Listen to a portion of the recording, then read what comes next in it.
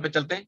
अगला सवाल क्या क्या था? जी जी जी शफ मैं बस जो अभी लास्ट क्वेश्चन पूछा गया था, जो मैंने आप लोगों से किया था, उसमें ये मेरे अकॉर्डिंग अगर मैं अपना पॉइंट ऑफ व्यू दूं तो उसके लिए बेहतरीन ये है कि everything is in excess is bad. हम लोगों ने बात सुनी है कि अगर आप किसी चीज को थोड़ा यूज कर रहे हो और अच्छे के लिए यूज कर रहे हो तो आपको एक अच्छी आउटकम देगा, लेकिन अगर आप उसको बहुत ज्यादा एक्सेस में यूज करोगे तो डेफिनेटली वो चीज आपको एक नेगेटिव इम्पैक्ट देगी, चाहे वो आर्टिफिशियल इंटेलिजेंस हो या वो आपकी अपनी इंटेलिजेंस हो या कोई भी चीज हो।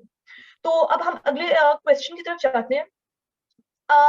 अगला क्वेश्चन इस चीज से रिलेट करता है कि ये कहावत भी हमने बड़ी सुनी है कि little knowledge is very dangerous. किसी चीज का कोई कम नॉलेज होना या ना होना जो है वो एक नुकसानदेह चीज होती है।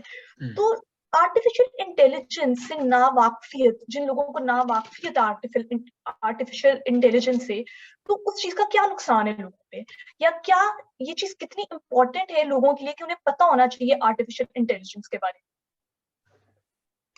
जी हाँ, you want me to answer this question? Yes please. Okay.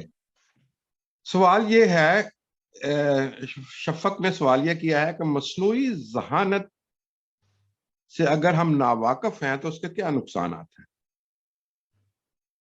सबसे बड़ा जो पॉइंट मैं यहाँ पर रेज करना चाहता हूँ कि जो हमारे चर्च लीडर्स हैं, जो हमारे प्रीचर्स हैं, उनमें से 99% लोग इस चीज से वाकिफ ही नहीं कि हम किस दौर से गुजर रहे हैं। They are sitting in the age of 18th century, 19th century से वो आगे ही नहीं बढ़े। मैंने एक दफा एक गुफ्तगू में बात की, मैंने कहा कि there is a resemblance between science and Bible. जैसे फॉर एग्जांपल क्रिएशन थ्योरीज के ऊपर बात हो रही थी तो एक शख्स ने वहां पे कहा कि नो साइंटिफिक थ्योरीज जो है वो रिजेक्ट हो गई हैं, जैसे एवोल्यूशन की थ्योरीज का उन्होंने जिक्र किया। मैंने उनको ये कहा कि पहली चीज कि evolution theory is not a creation theory.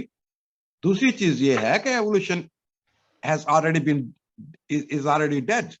अब नहीं कोई मानता एवोल्यूशन थ्योरी को। आप उस 18th सेंचुरी की एक थ्योरी से 19th सेंचुरी थ्योरी से निकल के come into 21st century, come into 22nd century. कि आप कौन कौन से कॉन्सेप्ट्स आपके पास हैं। जैसे कोविड की मिसाल में आपको देता हूं। जब यहाँ फैला तो हमारे बहुत से रहनुमाओं ने ये कहना शुरू कर दिया कि ये जो चिप डालेंगे हमारे जिस्म के अंदर, ये वो निशान है जिसका मुकाशफा 13 बाब में जिक्र था।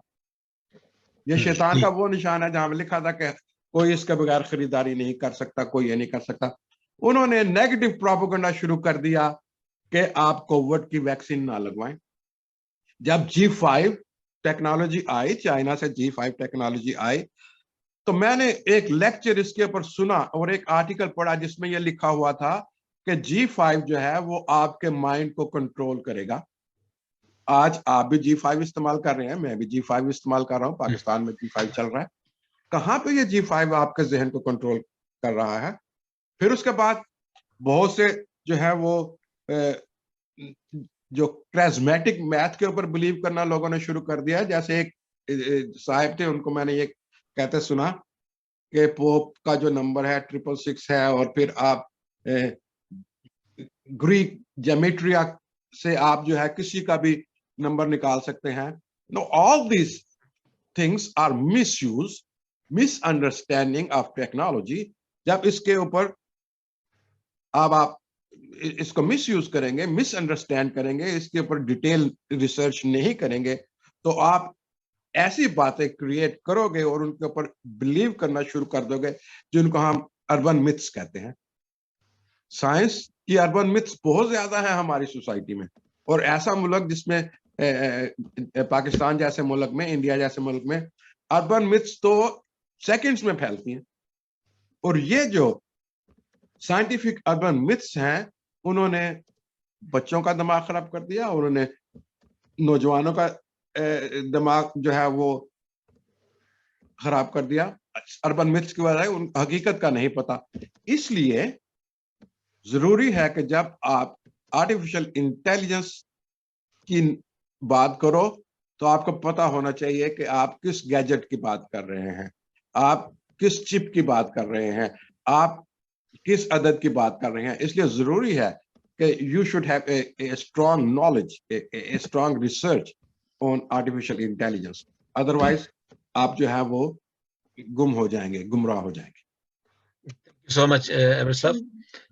जी शफक, अगर मुझे इजाजत दें तो मैं थोड़ी सी बात करूं। जो आपने ये सवाल किया है कि मसनूई ज़हाने से ना वाकफियत के नुकसानात, इसका पहला जो नुकसान ये होता है कि हम बहुत पीछे चले जाते हैं। जैसे अब्रस साहब ने बताया कि हम उस कोप नहीं कर सकते नए चीज़ों को, जिस कंटेम्प्रेरी दुनिया में हैं उनको हम कोप नहीं कर सकते। क्योंकि आप देखें पाकिस्तान में हमारे जो 15 साल या 20 साल पहले जो टीचर्स थे कैथेड्रल स्कूल में सिस्टम में या किसी और में, उनको कंप्यूटर के बारे में पता नहीं था। अब जो है वो सबको पता होना चाहिए, फिर ही वो उसको अच्छे तरीके से वो टीच कर सकते हैं, कन्वे कर सकते हैं व्हाट दे आर टीचिंग। तो हमारे लिए, मेरे लिए और आप सबके लिए, नौजवानों के लिए भी हमें ये जानना चाहिए, लेकिन हम इसके गुलाम नहीं बन सकते। We should not allow them to overrule us, overcome on us, on our senses or on our mind. No, but they should just we should use them as a tool to understand new things. तो इसलिए मैं, मेरे ख्याल के मुताबिक हमारे लिए ये है कि हम इसको जाने कि बेसिकली ये है हमारे लिए, हम इनके लिए नहीं बने। ये चीजें हमारे लिए बनाई है और हम इंसानों ने इनको बनाया है, इजाद किया है, ताकि हम इनके इस्तेमाल करके अच्छे और बेहतर रिजल्ट्स ले सकें, दूसरों के लिए फायदा पहुंचा सकें, दूसरों को फायदा दे सकें। तो थैंक यू सो मच। नुकसान ये भी है कि हम अपना वक्त जो है वो जाया करते हैं, बजाय इसके कि हम वो पीछे चले जाए 200 साल पहले, तो वो क्या होगा, हम वो उसको कैसे करेंगे, चीजों को हम गेज नहीं कर सकते ना। हमारे पास ये चीजें आई हैं, डेवलप की हैं इंसानों ने, तो हमें इंसानों का मैं समझता हूँ कि they are blessed people those who have invented so many things for the human being. वो तो बहुत बड़े सेंट हैं, सूफी हैं, जिन्होंने ये चीजें पैदा की हैं, जिन्होंने चीजें इजाद की हैं। और आज हम बैठे हैं एक दूसरे, अब कहाँ बैठी, पाकिस्तान में, मैं यूके में हूँ और एवर साहब यूएसए में। तो ये सारी जो है वो, ये सारी जो आर्टिफिशियल इंटेलिजेंस या टेक्नोलॉजी का वजह से हम इकट्ठे हैं। तो जो यूट्यूब पे अब उसके फेसबुक के ऊपर सारी दुनिया देख रही है, पूरी वर्ल्ड पे जा रहा है। तो ये प्रोग्राम रहेगा जब तक ये यूट्यूब है या सॉरी ये जो फेसबुक है। तो हम चलते हैं नेक्स्ट क्वेश्चन पे। सर आप बिल्कुल ठीक कह रहे हैं कि जो आर्टिफिशियल इंटेलिजेंस है उसने हमें ज्यादा से ज्यादा फायदा दिया है, बस ये हमारे माइंडसेट पे एक डिपेंड करती है चीज कि हम उसको कितना पॉजिटिव वे में ले रहे हैं, कितना नेगेटिव वे में ले रहे हैं। जी, और मेरा एक सजेशन ये है कि जब पेरेंट्स अपने बच्चों को आर्टिफिशियल इंटेलिजेंस के बारे में टीच करें या टीचर्स करें, तो उनके नेगेटिव इम्पैक्ट जरूर बताएं बच्चों को, कि जब वो इंटरनेट पे कोई गलत चीज देखते हैं या फिर कोई इस तरह की चीजें सर्च करते हैं, तो उसका क्या नेगेटिव इम्पैक्ट उनकी लाइफ पे पड़ेगा। तो इसी तरह तो अगले क्वेश्चन की तरफ जाते हैं, जो कि मुझे लगता है कि बड़ा ही इम्पोर्टेंट क्वेश्चन है कि आर्टिफिशियल इंटेलिजेंस हमारी मजहबी रस्मात में कैसे शामिल हो रही है, कि हमारे मजहबी रसूमात के ऊपर कैसे आर्टिफिशियल इंटेलिजेंस जो है वो असरअंदाज हो रही है। आपने कोविड में देखा कि जो थी वो मजहबी रसूमात जो थी वो ऑनलाइन मनाए जाने लगी। मजहबी रसूमात जो थी लोगों ने वर्चुअल चर्चेस बना लिए। फिर एक जगह पे तो मैंने ये देखा कि मेरे ख्याल है हमारे न्यू जर्सी में ही था कि एक पार्किंग लॉट था किसी बहुत बड़े स्टोर का, उसमें उन्होंने जो थी वो क्यू लगा के आपको होली कम्युनियन देना शुरू कर दी। ठीक है।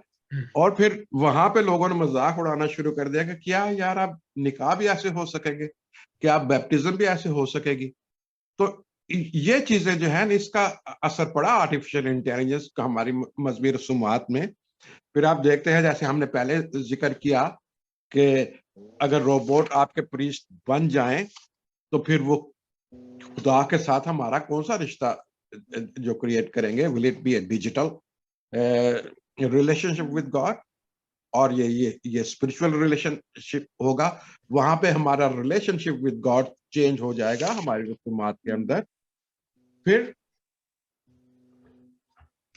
बहुत सारी जो ऐसी चीजें हैं जो हमारी रसूमात में आ जाएंगी और आ चुकी हैं। इसलिए हमें बहुत ध्यान देना है कि हम अपनी रसूमात में किस हद तक आर्टिफिशियल इंटेलिजेंस को इजाजत दें। क्या हम अपना जो बेसिक टेंट ऑफ क्रिश्चियनिटी है या बेसिक थॉट ऑफ क्रिश्चियनिटी है उसको हम खो तो नहीं रहे हैं, उससे हम दूर तो नहीं होते जा रहे। हाँ जी, तो फिर जैसे मैंने बताया कि जैसे नासा ने डिस्कशन ग्रुप कायम किया था कि उसका जो था New Jersey centre for theology inquiry 2014 में, और उसको उन्होंने $1.1 मिलियन भी दिए थे कि इसके ऊपर रिसर्च करें कि आर्टिफिशियल इंटेलिजेंस के होते हुए जो हमारी जो रूहानी जिंदगी है उसके ऊपर क्या असर अंदाज होगा।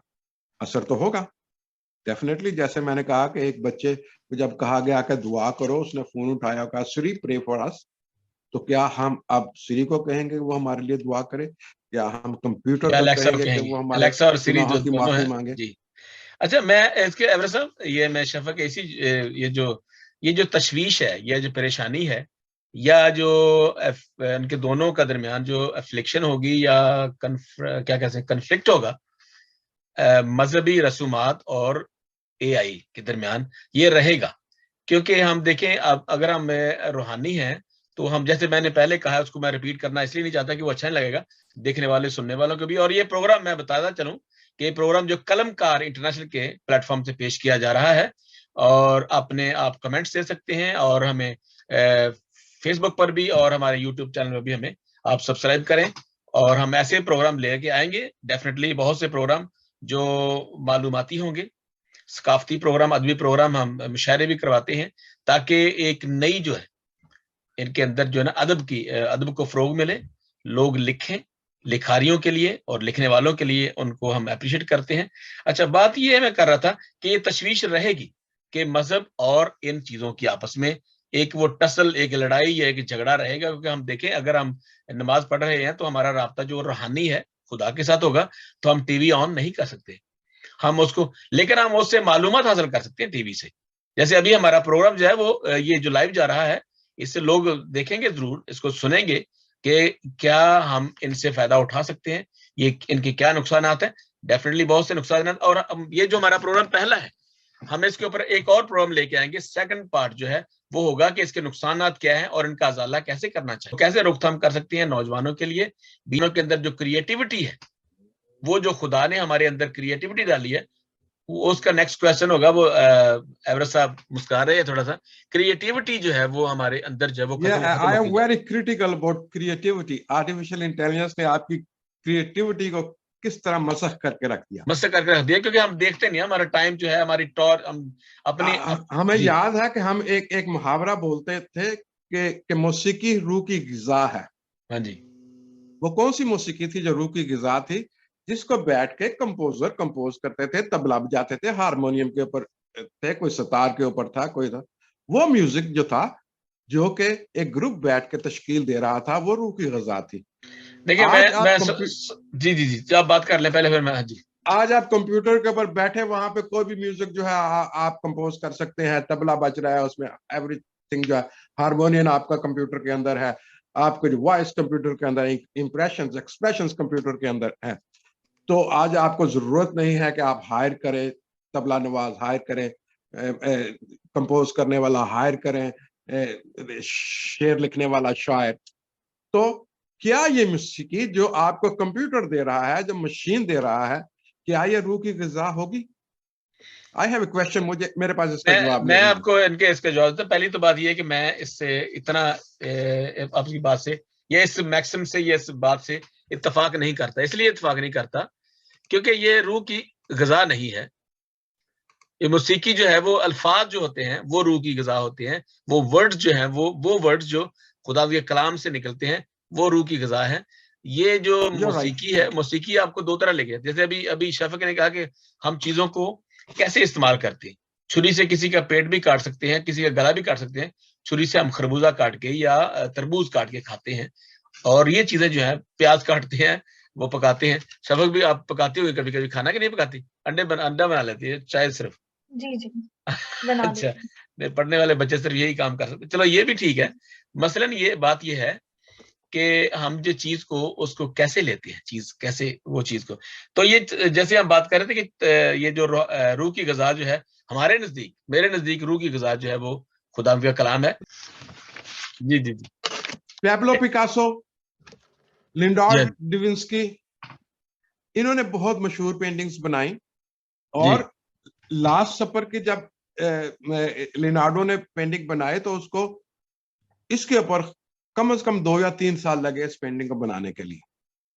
उसने हर किस्म का शख्स जो था, जो कि डिसाइपल के साथ शक्ल जिसकी मिलती थी, करैक्टर मिलता था, ला के बिठाया, उसकी पेंटिंग बनाई। और they are so many stories last supper की पेंटिंग की। Thank you so much. अब आप कंप्यूटर से लास्ट सपर की पेंटिंग बना सकते हैं विद इन फ्यू सेकंड्स। आप लोगों के चेहरों को पकड़ें, उनको बिठाएं, उनको ये करो। वो क्रिएटिविटी कहाँ चली गई इंसान के जहन की? म्यूजिक में मैंने आपको बताया, पेंटिंग में मैंने आपको बताया, फिर उसके बाद आप ये देखें कि अजान दी जाती है, इस्लाम में अजान दी जाती है, प्रेयर फॉर द कॉल दी जाती है। अब वो क्या हुआ जी कि जो प्रेयर की जो कॉल थी वो अजान की आपके आवाज फोन के अंदर आ गई, ऐप के अंदर है वो सारा, आप ऐप के डाउनलोड अंदर करते आ हैं। गई। फिर जो बैरुकू जो है, जो ज्यूस की कॉल है, लेकिन यहाँ पे देखें कि वो बड़े कटर हैं। उन्होंने ऐप नहीं इस्तेमाल की, ज्यूस ने ऐप नहीं इस्तेमाल की। उन्होंने कहा जी कि हमारा जो कॉलर है वो पहाड़ के ऊपर या चट्टान के ऊपर खड़ा होकर कॉल देगा। और फिर इस लिहाज से हम ये देखते हैं कि कैसे आर्टिफिशियल इंटेलिजेंस ने हमारी तख्लीक के ऊपर असर डाला है। हमारी तख्लीक के ऊपर आज बच्चे जो हैं वो पेंटिंग नहीं बना सकते या बनाने के काबिल नहीं, उनको छोड़ा आर्टिफिशियल इंटेलिजेंस ने। जैसे कि मशहूर पेंटिंग्स थी, मोनालिसा की जो पेंटिंग थी, आज आप मोनालिसा की पेंटिंग जो आर्टिफिशियल इंटेलिजेंस से आप बना सकते हैं। आप उसके 1 मिलियन एक्सप्रेशन या इंप्रेशन जो है वो प्रिंट कर सकते हैं। लेकिन जब मोनालिसा की ओरिजिनल पेंटिंग बनाई गई थी, उसके ऊपर कितना दिमाग खर्च हुआ था लियोनार्डो डा विंची का।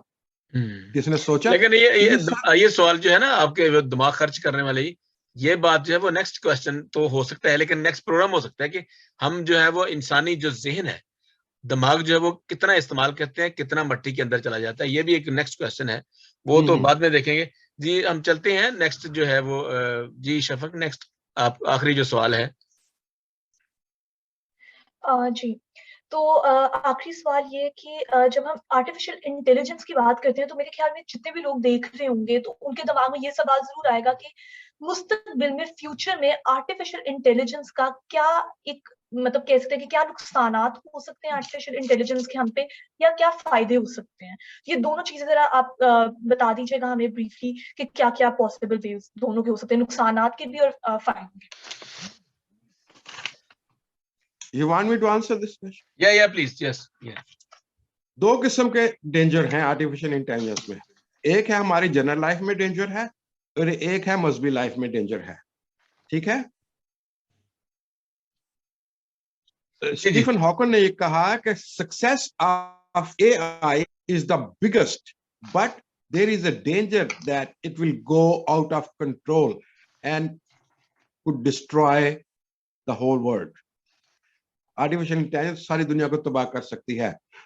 दूसरा इसका जो नुकसान है वो है कि आपकी प्राइवेसी इन्वेड हो रही है। अब आप टेलीफोन जब इस्तेमाल करते हैं, आपको नहीं पता कि आपकी लोकेशन जो है वो स्पेस के अंदर रिकॉर्ड हो रही है, सैटेलाइट में रिकॉर्ड हो रही है, कहाँ का रिकॉर्ड हो रही है। इस दुनिया जमीन के ऊपर रिकॉर्ड नहीं हो रही। उसको लोग ये कहते हैं कि इसको इसराइल कंट्रोल कर रहा है। I don't want to go into that discussion, लेकिन आपकी जो प्राइवेसी इन्वेड हो रही है, आपका जो पीस है वो खतरे में है। ऑटोनमस जो वेपन्स बन रहे हैं, लॉस ऑफ ह्यूमन जॉब्स हैं, प्रमोशन ऑफ टेररिज्म है, और फिर artificial intelligence is very much biased. जब आप ह्यूमन राइट्स की बात करेंगे तो आर्टिफिशियल इंटेलिजेंस आपका जवाब नहीं देगी। जब आप ह्यूमन राइट्स की बात करेंगे, आर्टिफिशियल इंटेलिजेंस आपको एक ह्यूमन देखेगी, आपको वो एज ए माइनॉरिटी नहीं देखेगी।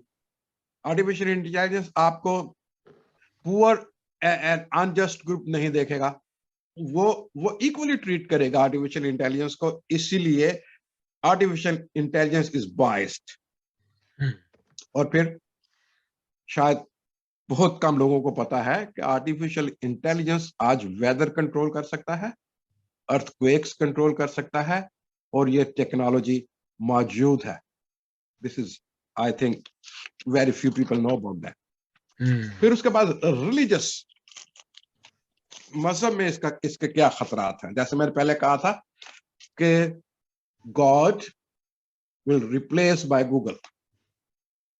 वो लोग जो गूगल गॉड के ऊपर बिलीव करते हैं वो कहते हैं कि Google is omnipresent, Google knows everything, Google listens to your prayers and answers that. और फिर आपका कॉन्सेप्ट तब्दील आर्टिफिशियल इंटेलिजेंस कर देगी. Concept of salvation not through Jesus but through AI.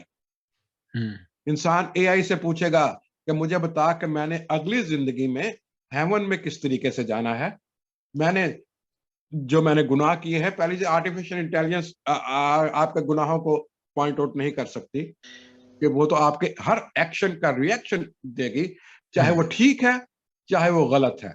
Either you are killing somebody or you are loving somebody. उसके पास ये जांचने का आला नहीं है कि you are doing good thing or you are doing bad thing. ये बहुत बड़ा फ्लॉ है आर्टिफिशियल इंटेलिजेंस में, जिसकी वजह से हम अपना जो अपना डेस्टिनेशन है, जो अपना जो मंजिल है, वो तयन नहीं कर सकते.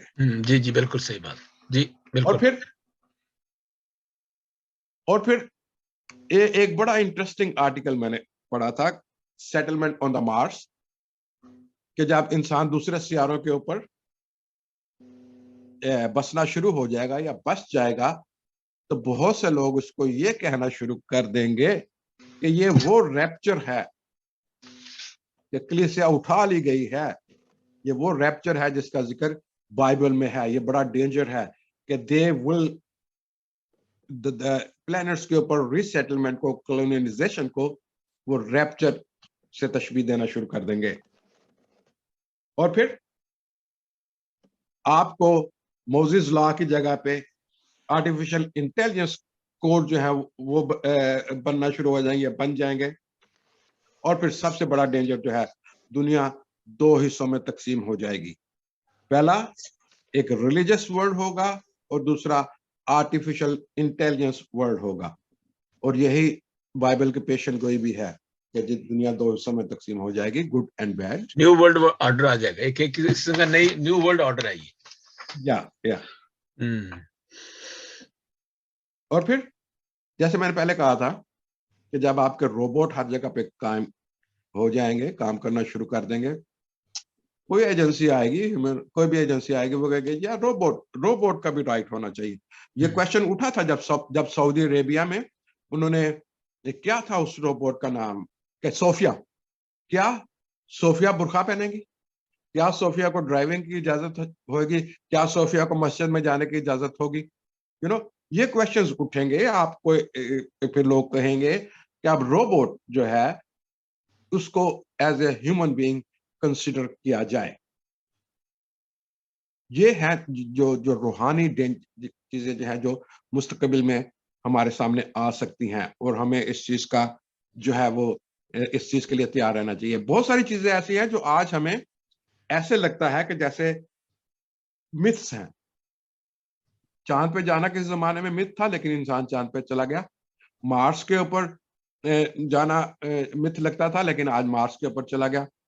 सूरज के बहुत उसकी मैग्नेटिक जो एनर्जी है, मैग्नेटिक कश शक्ल है उसके अंदर जाना मुमकिन नहीं था, लेकिन आज आपका सैटेलाइट वहां पे चला गया उसके शुआओं में.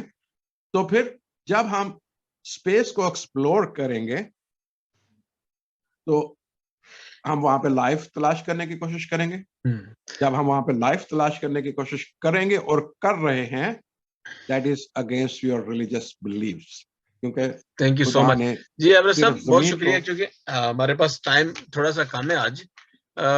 ये है कि जी शफक, बहुत शुक्रिया, आपने ये जो सवाल आखिर में किया था, तो मैं कुछ इस सवाल का 1 मिनट में जवाब दूंगा. कि एक तो ये कि वो जो जैसे अभी एवरेज साहब ने भी इशारा किया था कि जॉब जो है वो रिड्यूस हो रही हैं, वो हो जाएंगी और ज्यादा मुस्तकबिल में. क्या नुकसान होंगे, इसके बाद जो है वो एथिक्स लोगों को वो देखा जाएगा। एथिक्स जो है वो लोगों के अब पहले ही बहुत डाउन है, तो फिर एथिकल वैल्यूज जो है वो उनको नजरअंदाज किया जाएगा। इसके बाद जो है वो क्रिएटिविटी, इमोशन जो है वो आपके इंसानों के इमोशन जो और मशीनों के इमोशन जो है वो तकरीबन एक जैसे होंगे। आप मशीन बने हुए हैं लोग, और इस कोविड ने भी लोगों को और ज्यादा मशीनी दौर की तरफ ले गए हैं, क्योंकि हम लोग ज्यादा मशीनी हो गए हैं। इसलिए कई चीजें हैं जो इन चीजों को देखने के बाद पता चलता है कि यार ये इसका ये हुआ था। किसी बड़े हादसा के बाद ये हुए हैं, इसकी दुनिया पर इफेक्ट्स जो है, दुनिया के असरात, दुनिया पर असरात जो हुए हैं इस कोविड के, वो बहुत नेगेटिव हुए हैं और कहीं कहीं पॉजिटिव भी हुए हैं। क्योंकि हम चाहते थे, जो मजहबी लोग थे या मतलब जो पादरी साहबान थे, चाहते थे कि हम खुदावंद की तरफ लोग आ जाएंगे, लेकिन खुदा की तरफ नहीं आए, बल्कि लोग ज्यादा साइंटिफिकल हो गए लोगों ने। तो thank you so much Shafaq. तो आज का प्रोग्राम कलमकार इंटरनेशनल की जानब से पेश किया जा रहा था, और हम ऐसा ही प्रोग्राम और लेके आएंगे। तो आज मॉडरेटर थी शफक यूसुफ लाहौर पाकिस्तान से, और हमारे पैनलिस्ट थे मुहक्किक और दानिश्वर जनाब Everest John New Jersey USA से, और मैं आपका इस प्रोग्राम का ऑर्गेनाइजर बशीर गिल आसिम यूके से। Thank you so much watching our video and Facebook, live on Facebook. हमारे साथ जुड़े रहिए, और इसी तरह से हम एक दूसरे की मदद करें, जानने के लिए, नई चीजों को जानने के लिए, नई बातों को जानने के लिए हम एक दूसरे की मदद करें, और ऐसे ही करते जाएं, ताकि हम इस कलमकार इंटरनेशनल के वसीला से बहुत से लोगों के अंदर नई चीजें डाल सकें, ताकि वो हकीकत की तरफ आए, सच की तरफ आए, और जैसे कलाम में लिखा कि सच्चाई तुम्हें आजाद करेगी। Thank you so much, God bless you all. Thank you. Shafaq, आप कुछ कहना चाहती हैं लास्ट में 1 मिनट के लिए? जी, पहली चीज से मुझे लग रहा था कि मैं कोई यंग एज में हूँ, ओल्ड एज में हूँ, और मैं एक टीनेजर से बात कर रही हूँ। 2 टीनेजर्स मेरे सामने बैठे हैं जिन्हें आर्टिफिशियल इंटेलिजेंस और मॉडर्न टेक्नोलॉजी के बारे में इतना कुछ पता है, और मैं मतलब ऑलमोस्ट अमेज थी कि मुझे काफी चीजें नहीं पता थी। और मैं उम्मीद करती हूँ कि हमारी ऑडियंस जो हमें सुन रही थी और जो देख रही थी, उन्हें भी काफी चीजें नहीं पता चली होंगी। और once again thank you so much, it was really a good experience, बहुत अच्छा एक्सपीरियंस था। और मेरी ऑडियंस जो सारे देख रहे थे लोग, उनको भी काफी अच्छा लगा होगा। Thank you so much. Thank you sir. जी एवरेस्ट साहब, आखिर में एक मिनट के लिए प्लीज। प्रोग्राम के हवाले से this is a very critical question. इसके ऊपर बात करना जो है वो इतना आसान नहीं है, अनलेस आपको बेसिक नॉलेज आपके पास हो। और मेरी गुजारिश ये है कि हाथ जोड़ के गुजारिश है, हमारे जो प्रीचर्स हैं, काइंडली इन चीजों को देखें। ये चीजें जो है वो मिथ्स नहीं है, ये चीजें जो हैं ये वो नहीं है जो कि हम 18th सेंचुरी या 17th सेंचुरी में समझ रहे थे। These things are happening nowadays. आप इसके अंदर जकड़ चुके हो, आर्टिफिशियल इंटेलिजेंस के अंदर जकड़ चुके हो, और आप बाहर नहीं निकल सकते। जब आप बाहर नहीं निकल सकते तो आपने अपने आप को रीशेप करना है, रीशेप करना है, ताकि आपका ईमान दाम यीशु मसीह के ऊपर और उसकी निजात के ऊपर कायम रहे। ये ना हो कि आर्टिफिशियल इंटेलिजेंस एक वक्त आपसे वो ईमान भी छीन। Thank you so much Everest साहब, बहुत शुक्रिया सर। वंस अगेन मैं आपका और तमाम देखने वालों का, हमारी जितनी भी ऑडियंस है फेसबुक पे भी है या यूट्यूब पे हमारे चैनल पे है, तो मैं उन सब का ममनून हूँ। हमारे कलमकार इंटरनेशनल को सब्सक्राइब कीजिए। ये प्रोग्राम कलमकार इंटरनेशनल के प्लेटफॉर्म से जो पेश किया जा रहा था, और तमाम देखने वालों को, और खासतौर पर शफक जो पहली दफा हमारे प्रोग्राम में आई, मैं आपका ममनून हूँ। Thank you so